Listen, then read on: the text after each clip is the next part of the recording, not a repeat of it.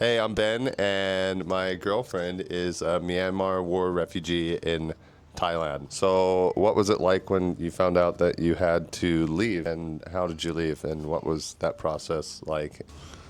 Oh, it's too hard to talking. And then I also hear that if you go back to Myanmar, they will just arrest you because you don't want to join the army. Is this right? Yeah. Okay, so what was it like leaving? How did you leave? When Myanmar fell under military rule, things started to go wrong in every aspect of business and society. After that happened, everything got difficult, and it became very hard to function properly.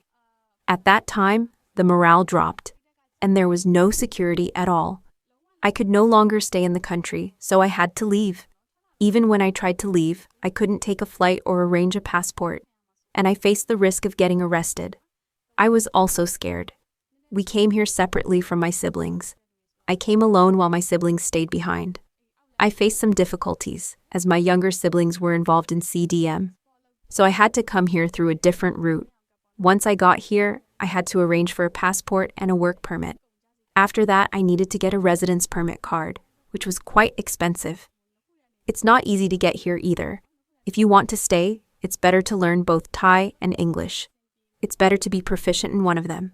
Once you're settled, it will be easier to work here, but even so, things can be tough.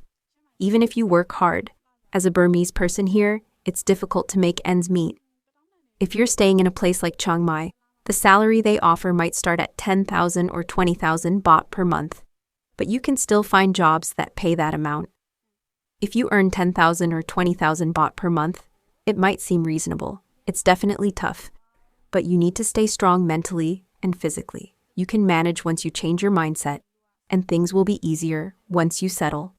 Things will be more comfortable, like they were back home, as long as you stay calm and careful in everything you do. Even though this is a different country, you still need to be cautious.